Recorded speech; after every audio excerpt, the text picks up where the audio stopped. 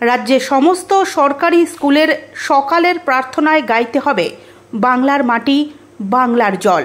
বৃহস্পতিবার দুপুর 2টো নাগাদ মধ্যশিক্ষা পর্ষদের পক্ষ থেকে সরকারি ও সরকার অনুমোদিত সমস্ত স্কুলের জন্য এই নির্দেশিকা জারি করা হয়েছে।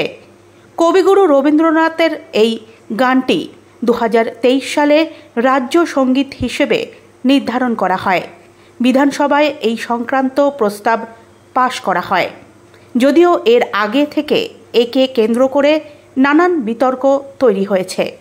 প্রকাশ্য জনসভায় মুখ্যমন্ত্রী মমতা বন্দ্যোপাধ্যায় বাঙালির প্রাণ, বাঙালির আশা, বাঙালির কাজ, বাঙালির ভাষা অংশটি বদলে বাংলার পণ, বাংলার আশা, বাংলার কাজ, বাংলার ভাষা করে দেন।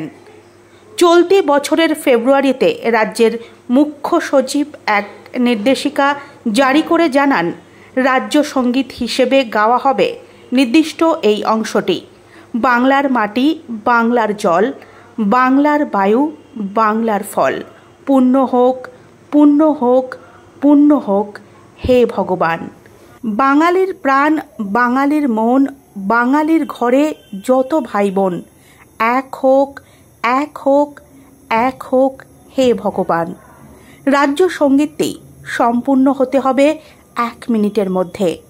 বৃহস্পতিবার নির্দেশিকায় সমস্ত স্কুলের ছাত্রছাত্রীদের সকালের স্কুল শুরুর আগে প্রার্থনায় এই রাজ্য সঙ্গীত গাওয়ার কথা বলা হয়েছে।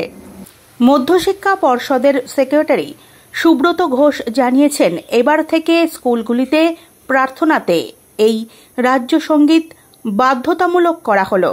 সরকারি নির্দেশিকা জারি করে রাজ্য সঙ্গীতকে প্রার্থনা সঙ্গীত করে তোলায় ফের বিতর্ক তৈরি হয়েছে।